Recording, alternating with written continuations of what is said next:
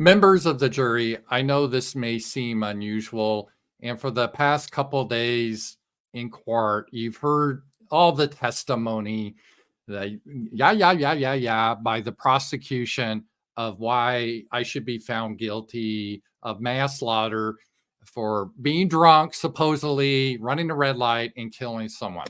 And I understand they showed you videotape evidence from the convenience store, and then there's the breathalyzer test that showed I was drunk, and you have the three witnesses. But I want you to consider something else. This is what I want you to consider. And I know this is unusual. This is why I invited you here to my home in West Virginia, actually, my ancestors' home. I'm a Hatfield, as you know, and we had a big family in West Virginia. And here's a cabin. I want you to look at this cabin here because it's really key to my defense about this whole drunk driving nonsense. Okay, this is key.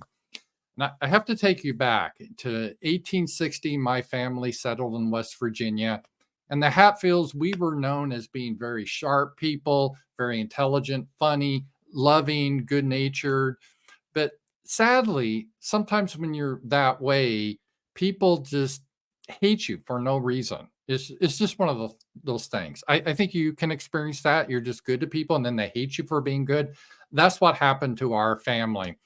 And during this time, my great granddaddy was falsely accused of killing someone, and just like I'm now being accused, and he had to go to court. And he went to court, and because of the testimony in the court, and because he was found guilty, this just enraged the community, and specifically the McCoys. They're a family that lived next to us, and they just had hate in their hearts. They were just full of hate, and they dispute all this blood libel against our people. And because of all this hate, and because of them going to the sheriff and having great granddaddy arrested because of some business of shooting a man on his mule when they could have just left it alone, it just created a huge controversy. And this hatred spilled out on May 1st, 1870. What happened then is the McCoys, they stormed our property, and in this very cabin, look around this very cabin, they took out their machine guns in 1870 and they killed our entire family, just massacred them, men, women, and children for no reason whatsoever. And I want you to specifically look in the corner right there. See that? Yeah, those are shoes. That's important. Remember the shoes, the empty pile of shoes there. And I'm going to show you this. These were granddaddy's shoes. These were his shoes.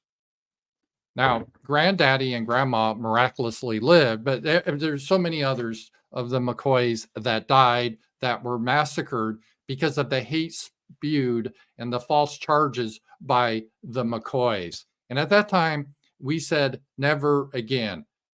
So you as a jury, that's my defense. I'm not going to try to do a defense against the video, the breathalyzer, or the witness.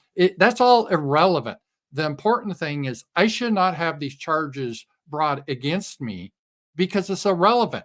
Can't you remember what happened 3 generations ago in West Virginia in that cabin, and the horrible massacre that happened, the people crying, the blood, the empty shoes?